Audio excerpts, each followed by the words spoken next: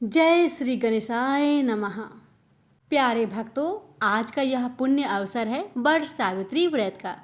एक ऐसा पावन दिन जहां नारी अपने सौभाग्य, पति की दीर्घायु और अखंड प्रेम की प्राप्ति के लिए श्रद्धा, व्रत और कथा का श्रवण करती है।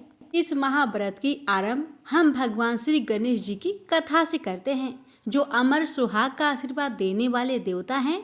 और कहते हैं, जो स्त्री गणेश जी की यह कथा श्रवण करती है उसे जीवन में कभी वैधव दुख नहीं भोगना पड़ता और उसका सौभाग्य अमर होता है।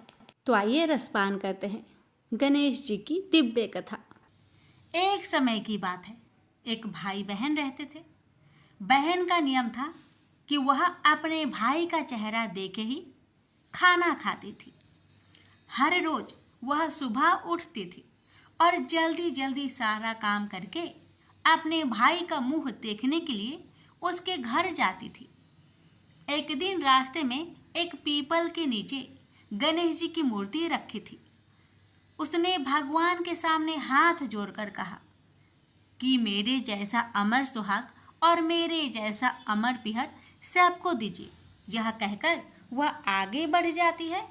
जंगल के झाड़ियों के कांटे उसके पैरों में चुभा करते जाते थे। एक दिन भाई के घर बहन पहुंची और भाई का मुख देखकर बैठ गई तो भाभी ने पूछा, पैरों में क्या हो गया है? यह सुनकर उसने भाभी को जवाब दिया कि रास्ते में जंगल के झाड़ियों के गिरे हुए कांटे पाँव में चुभ गए हैं। जब वह वापस अपने घर आ जाए तब भाभी ने अपने पति से कहा कि रास्ते को साफ करवा दो, आपकी बहन के पाँव में बहुत सारे कांटे चुभ गए हैं। भाई ने तब कुल्हाड़ी लेकर सारी झाड़ियों को काटकर रास्ता साफ कर दिया, जिससे गणेश जी का स्थान भी वहां से हट गया। यह देखकर भगवान गुस्सा हो गए और उसके भाई के प्राण हर लिए। लोग अंतिम संस्कार के लिए जब भाई को ले जा रहे थे तब उसकी भाभी रोते हुए लोगों से कही, थोड़ी देर रुक जाओ, उसकी बहन आने वाली है। वह अपने भाई का मुख देखे बिना नहीं रह सकती, उसका यह नियम है। तब लोगों ने कहा, आज तो देख लेगी पर कल कैसे देखेगी? रोज दिन की तरह बहन अपने भाई का मुंह देखने के लिए जंगल में निकली। तब जंगल में उसने देखा कि सारा रास्ता साफ किया हुआ है। जब वह आगे बढ़ी तो उसने देखा कि सिद्धि विनायक को भी वहां से हटा दिया गया है। तब उसने जाने से पहले गणेश जी को एक अच्छे स्थान पर रखकर उन्हें स्थान दिया और हाथ जोड़कर बोली, भगवान मेरे जैसा अमर सुहाग और मेरे जैसा अमर पिहर सबको देना। और फिर बोलकर आगे निकल गई। भगवान तब सोचने लगे, अगर इसकी नहीं सुनी तो हमें कौन मानेगा, हमें कौन पूजेगा? तब सिद्धि विनायक ने उसे आवाज दी, बेटी इस खेजड़ी की 7 पत्तियां लेकर जा और उसे कच्चे दूध में घोलकर भाई के ऊपर छींटा मार देना, वह उठकर बैठ जाएगा। यह सुनकर जब बहन पीछे मुड़ी तो वहाँ कोई नहीं था। फिर वह यह सोचने लगी कि ठीक है, जैसा सुना वैसा कर लेती हूँ। फिर वह 7 खेजड़ी की पत्तियां लेकर अपने भाई के घर पहुंची। उसने देखा वहाँ कई लोग बैठे हुए हैं। भाभी बैठी रो रही है और भाई की लाश रखी है। तब उसने उस 7 पत्तियों को बताए हुए नियम के तहत भाई के ऊपर इस्तेमाल किया। तब भाई उठकर बैठ गया। भाई बोला बहन से, बोला मुझे बहुत ही गहरी नींद आ गई थी। तब बहन बोली, यह नींद किसी दुश्मन को भी ना आए। और उसने सारी बात अपने भाई को बता दी। तो मान्यता के अनुसार ये है गणेश जी की चमत्कारी कथा। प्रेम से बोलिए गणेश भगवान जी की जय हो। बहुत समय पहले भद्र नामक देश में एक पराक्रमी और धर्मनिष्ठ राजा राज्य करते थे, जिनका नाम था राजा अश्वपति। वे अत्यंत धर्मपरायण, प्रजावत्सल और नीतिपरायण राजा थे। उनकी प्रजा सुखी और समृद्ध थी। परंतु राजा के जीवन में एक बड़ी कमी थी। उन्हें संतान नहीं थी। वर्षों बीत गए पर उनके कोई पुत्र या पुत्री नहीं हुई। राजा अश्वपति को यह चिंता सताने लगी कि उनके बाद उनका राज्य को कौन संभालेगा, वंश कैसे चलेगा। यह सोचकर उन्होंने संतान प्राप्ति के लिए कठोर तपस्या और यज्ञ आरंभ किया। राजा ने हर दिन मंत्र उच्चारण के साथ 1,00,000 आहुतियां अग्नि में अर्पित करनी शुरू की। यह कोई 1-2 दिन का कार्य नहीं था। पूरे 18 वर्षों तक बिना रुके उन्होंने यह अनुष्ठान किया। इस कठिन तप और यज्ञ की शक्ति से संपूर्ण देवता भी प्रसन्न हो गए।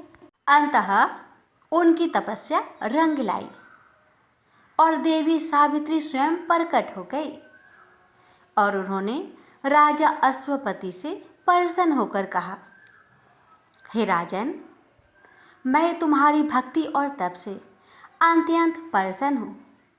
मैं तुम्हें वर देती हूँ कि तुम्हें एक तेजस्वी कन्या प्राप्त होगी जो गुणों में अतुलनीय होगी।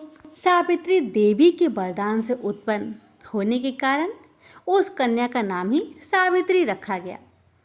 वह कन्या तेजस्वी, सुंदर, बुद्धिमती और धर्मपरायण थी। जैसे जैसे वह बड़ी हुई उसका रूप और तेज दिन ब दिन बढ़ता गया। उसकी सुंदरता और तेज को देखकर लोग उसे स्वयं में वो देवी मानने लगे। भक्तों, जब विवाह योग आयु हुई तो राजा अश्वपति को सावित्री के लिए योग वर नहीं मिल पा रहा था। कोई भी युवक उसकी समता नहीं था। राजा बहुत चिंतित हुए। तब उन्होंने साहस करके अपनी पुत्री से ही कहा, हे पुत्री, हे बेटी, तुम स्वयं योग वर का चयन करो, देश देशांतर घूमो और जिसे तुम योग समझो उसी से विवाह करो। पिता की आज्ञा लेकर सावित्री तपोवनों और आश्रमों में घूमने लगी। एक दिन वह साल्व देश के जंगल में पहुंची, जहां एक महान तेजस्वी राजा धूतसेन अपने परिवार सहित वनवास में रह रहे थे। उनके पुत्र सत्यवान को देखकर सावित्री का हृदय भाव विभोर हो गया। सत्यवान का रूप, शील, साहस और विनम्रता देखकर उन्होंने मन ही मन उसे अपने पति रूप में स्वीकार कर लिया। भक्तों, जब यह समाचार देवऋषि नारद को मिला तो उन्होंने ध्यानपूर्वक सत्यवान के जीवन का चिंतन किया। वे त्रिकालदर्शी थे, अतः उन्हें यह ज्ञात हुआ कि सत्यवान गुणवान तो है लेकिन अल्प आयु है। केवल 1 वर्ष बाद उसकी मृत्यु निश्चित है। नारद मुनि तुरंत राजा अश्वपति के पास आए और गंभीर स्वर में बोले, हे राजन, आपकी कन्या ने सत्यवान को चुना है। यह जानकर मैं यहाँ आया हूँ। सत्यवान गुणवान, बलवान और धर्मनिष्ठ है, परंतु उसका जीवन बहुत छोटा है। केवल 1 वर्ष बाद उसकी मृत्यु हो जाएगी। आप सावधानी पूर्वक निर्णय लें। जब ऋषिराज नारद की वाणी राजा अश्वपति के कानों में पड़ी कि सत्यवान अल्प आयु है और 1 वर्ष बाद ही उसकी मृत्यु निश्चित है, तो राजा का हृदय कांप उठा। उनकी आंखों के आगे अंधकार छा गया। जिस कन्या को उन्होंने देवी सावित्री के वरदान से पाया था, जिसे वर्षों की तपस्या से प्राप्त किया था, उसकी सुहागन बनने की कल्पना 1 वर्ष से आगे नहीं जाएगी। यह विचार ही राजा को भीतर तक तोड़ने लगा। वे विचारों में उलझे हुए थे, सिर झुका हुआ था, मुख मलिन और अश्रुपूरित नेत्रों में चिंता प्रकट हो रही थी। अपने पिता को इस प्रकार चिंतित देखकर सावित्री ने उनके पास जाकर करुणा स्वर में पूछा, हे पिताश्री, आप किस सोच में डूबे हुए हैं? किस बात ने आपको इतना व्याकुल कर दिया है? क्या आपने मेरे चुने हुए वर सत्यवान में कोई दोष पाया है? राजा अश्वपति ने अपने पुत्री को देखा। उसकी आंखों में विश्वास की चमक और चेहरे पर सच्ची श्रद्धा झलक रही थी। वो धीरे से बोले, बेटी, तुम्हारे चयन पर मुझे कोई संदेह नहीं है। सत्यवान गुणों में उत्तम है, उसका चरित्र निर्मल है, वह धर्मात्मा और तेजस्वी है, परंतु एक सत्य जानकर मेरा मन व्यथित हो उठा है। ऋषि नारद ने बताया है कि वह अल्प आयु है, केवल 1 वर्ष के भीतर उसकी मृत्यु निश्चित है। मैं नहीं चाहता कि तुम इतने थोड़े समय के लिए पत्नी बनो और फिर वैधव का दारुण दुख सहो। इसलिए मैं तुमसे प्रार्थना करता हूँ, हे बेटी, किसी और को अपना जीवन साथी चुनो। राजा की बात सुनकर सावित्री का चेहरा शांत लेकिन दृढ़ हो गया। उसने अत्यंत गंभीर और निश्चयी स्वर में कहा, हे पिताश्री, आर्य कन्याएं एक ही बार अपने पति का वरण करती है। जिस पुरुष को मन, वचन और कर्म से मैंने पति रूप में स्वीकार कर लिया है, अब मैं किसी और के बारे में सोच भी नहीं सकती। पिता एक ही बार आज्ञा देते हैं, ब्राह्मण एक ही बार मंत्र उच्चारण कर प्रतिज्ञा करते हैं और कन्यादान भी केवल एक ही बार होता है। इस जीवन में सत्यवान ही मेरे पति होंगे, चाहे सुख आए या दुख, जीवन हो या फिर मृत्यु। उसके इन वचनों में नारी धर्म, आत्मबल और अटल संकल्प की शक्ति झलक रही थी। एक कन्या जो नारी धर्म को इतनी गहराई से समझती है और उसका पालन करने को दृढ़ है, उसे कोई डिगा नहीं सकता। पुत्री की दृढ़ता और उसके वचनों में छुपी सच्चाई को देखकर राजा अश्वपति मौन रह गए।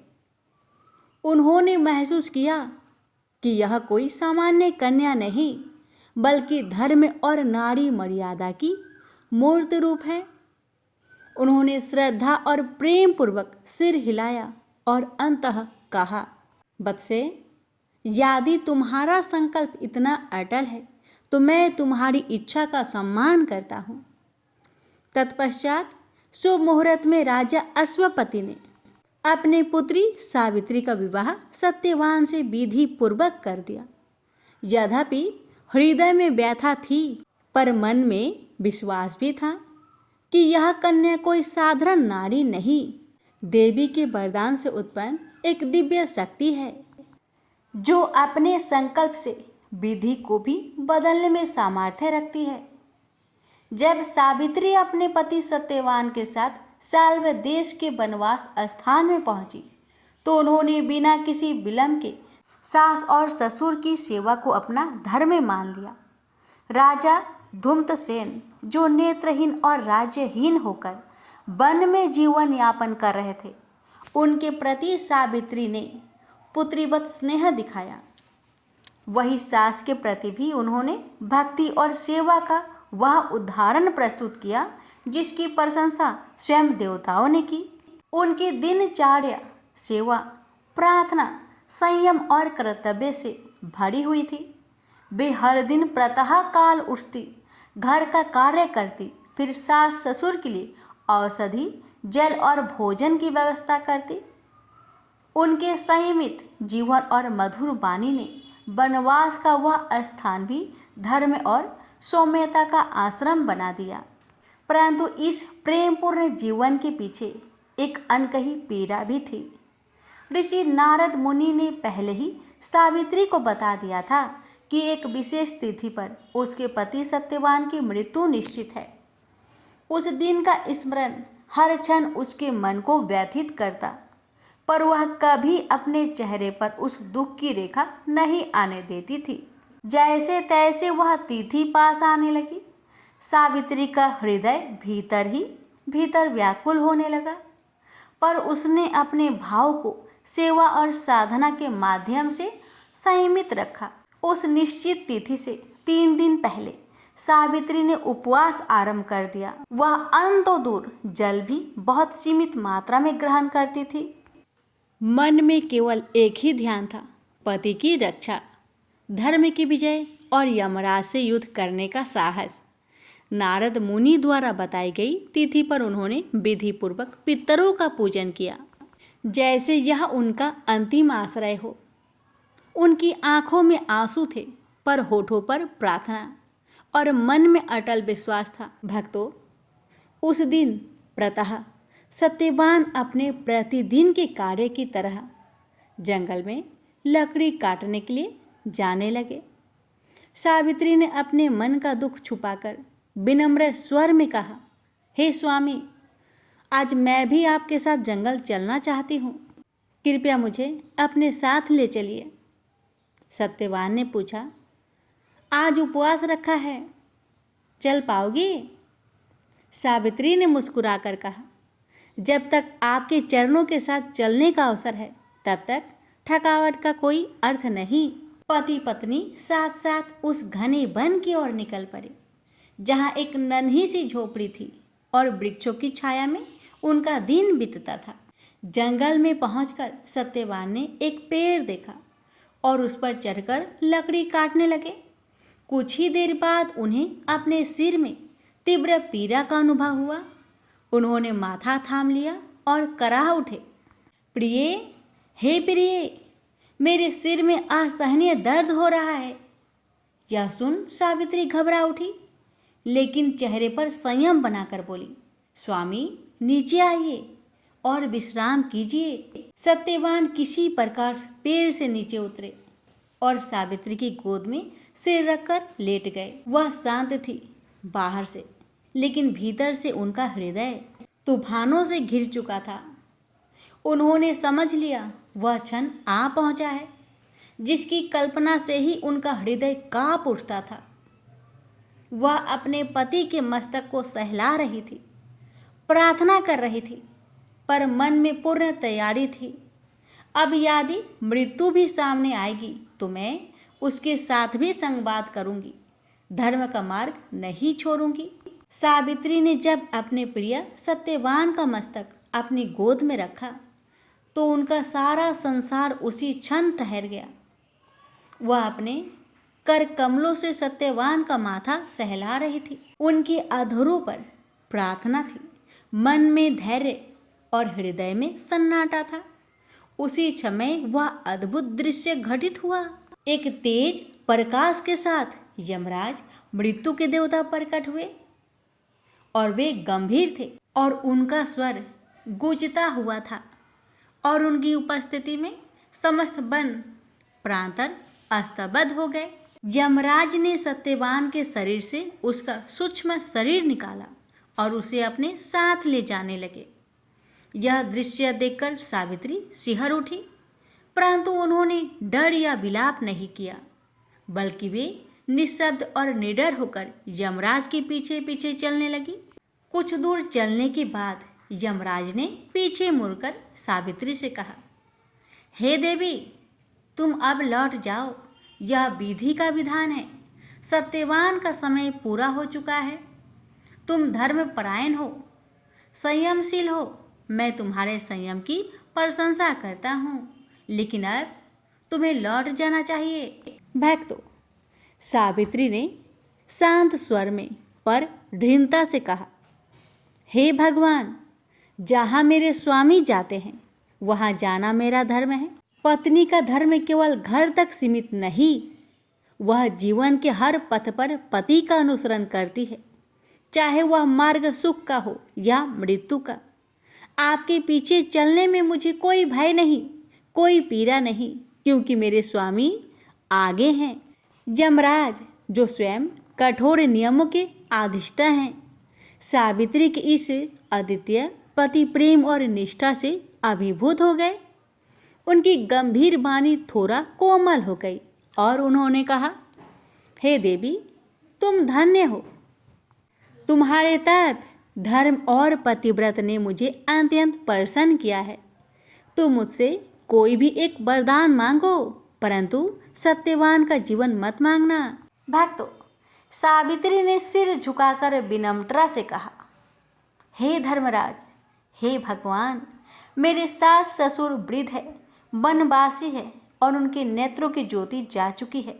मैं आपसे यही वर मांगती हूँ कि उन्हें फिर से दिव्य दृष्टि प्राप्त हो और वे अपने जीवन के शेष दिन सुखपूर्वक व्यतीत करें। यमराज ने सहर्ष कहा, तथास्तु, ऐसा ही होगा। तुम्हारे सास ससुर को दृष्टि प्राप्त होगी और वे अपने राज्य में पुनः प्रतिष्ठित होंगे।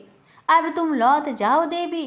परंतु सावित्री तो उस व्रत में बंधी थी जिसे उन्होंने अपने हृदय से स्वीकार किया था। वह पुनः यमराज के पीछे पीछे चलने लगी। भक्तों, इस बार यमराज ने दूसरी बार कहा, हे देवी, मैं तुम्हें पहले ही एक वर दे चुका हूँ, अब और आगे चलना उचित नहीं, तुम लौट जाओ। सावित्री ने अत्यंत श्रद्धा और नम्रता से कहा, हे प्रभु, मैं लौट कैसे जाऊं जब मेरे पति मेरे आगे नहीं पीछे नहीं बल्कि आपके साथ है। तो मेरा कर्तव्य यही है कि मैं भी उनके साथ चलती रहूं। धर्म का पथ तो वही है जहां पति का चरण पड़ता है।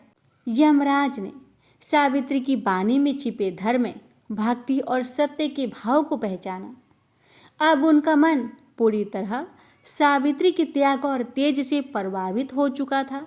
उन्होंने कहा, हे साध्वी, तुम पुनः एक वरदान मांग सकती हो। तुम्हारी बातों में धर्म गूंज रही है। भक्तों, सावित्री का दूसरा वरदान ससुर का पुनः राज्य प्राप्त करना। जब यमराज सत्यवान के प्राण लेकर मार्ग में आगे बढ़े और सावित्री उनके पीछे निरंतर चलती रही, तो यमराज को पुनः आश्चर्य हुआ कि इतनी दूर आने पर भी यह देवी थकी नहीं, डरी नहीं, रुकी नहीं। उनके भीतर कोई लौ जल रही थी, विश्वास की, धर्म की और प्रेम की। भक्तों, यमराज ने उन्हें पुनः संबोधित किया, हे साध्वी, तुम अतुलनीय नारी हो। तुम्हारे धैर्य, सेवा और सत्य में इतना तेज है कि मैं पुनः तुमसे एक और वरदान देने को प्रेरित हो रहा हूँ। किंतु सत्यवान का जीवन मांगना वर्जित है। कोई और वरदान मांगो।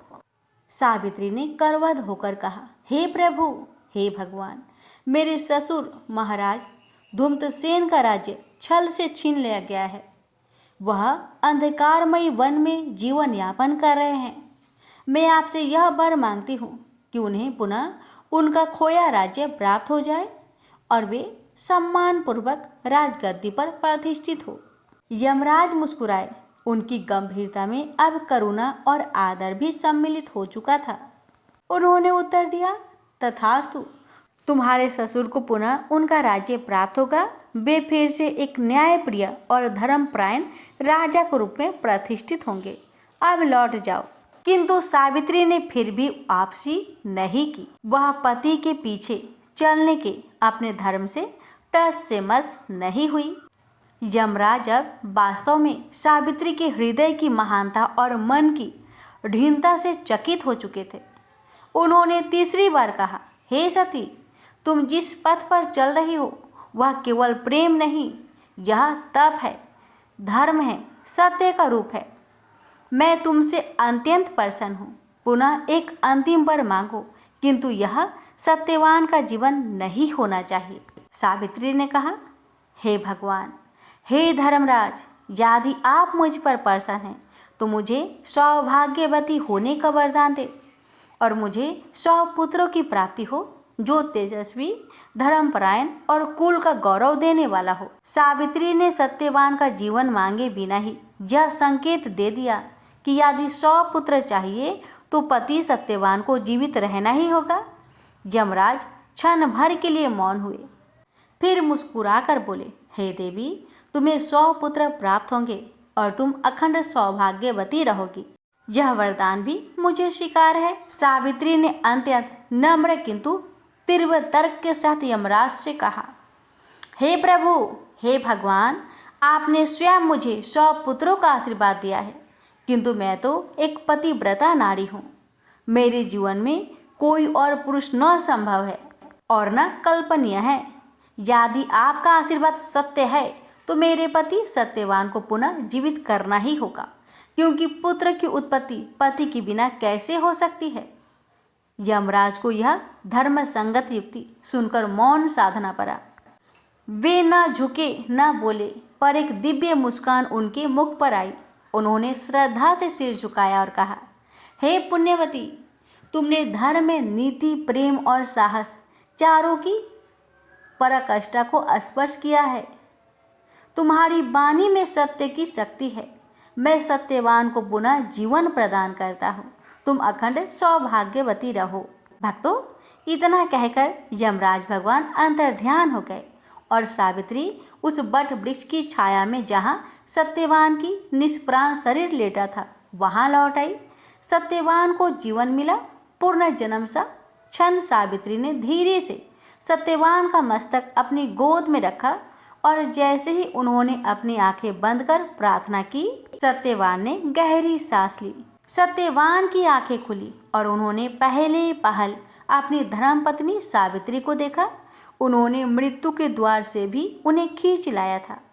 दोनों एक दूसरे को देखकर मुस्कुराए। यह मुस्कान जीवन की विजय की थी, प्रेम की तप की थी, एक स्त्री की निष्ठा की विजय थी। सावित्री और सत्यवान जब अपने आश्रम गृह लौटे तो देखा राजा धूम्रसेन और रानी को दिव्य दृष्टि प्राप्त हो चुकी थी। उनके नेत्र अब सूर्य के समान प्रकाशमान हो गए थे। साथ ही उनका खोया हुआ राज्य भी उन्हें पुनः प्राप्त हो चुका था। चारों ओर मंगल ध्वनि गूंज उठी।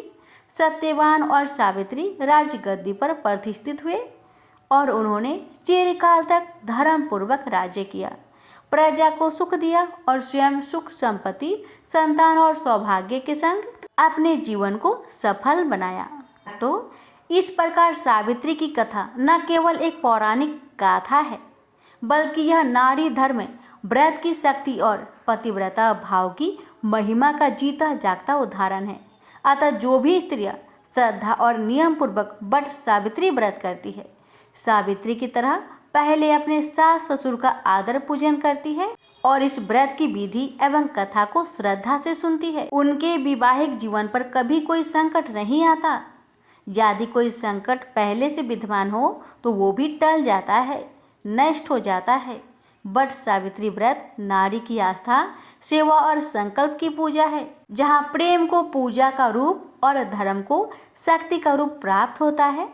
अब सुनिए हर व्रत कथा के साथ सुनी जाने वाली लोभिया जी की कहानी। एक लोभिया था, कठोर तपस्या करता था, एक पांव पर खड़ा होकर कठिन तप करता था। उसने भगवान को प्रसन्न करने के लिए कठोर तप किया। उसके शरीर पर चिड़िया ने घोंसला भी बना लिया। तपस्या करते 12 वर्ष हो गए। भगवान ने सोचा इसको इतना समय हो गया, अब इसकी परीक्षा लेनी चाहिए। भगवान जानते थे यह बहुत लोभी है, इसलिए भगवान ने एक सोने की मुड्डी उसके पांव के पास फेंक दी। तब लोभिया की नजर उस मुड्डी पर पड़ी तो उसने मुड्डी पांव के नीचे दबा ली। भगवान की माया से भला लौ बचा है। भगवान धरती पर आए और लोभिया से बोले, लोभिया, तेरी तपस्या में हीन है, तुझे इस तपस्या का फल नहीं मिलेगा। तब लोभिया ने अपनी गलती मानी और भगवान के चरण पकड़ लिए और पूछा, हे भगवान, इस तपस्या का हीन कैसे जाएगा? तब भगवान जी को उस पर दया आ गई और उन्होंने कहा, यदि रोटी बनाकर आखिरी रोटी कुत्ते की नहीं बनाई तो फल तुझे मिलेगा।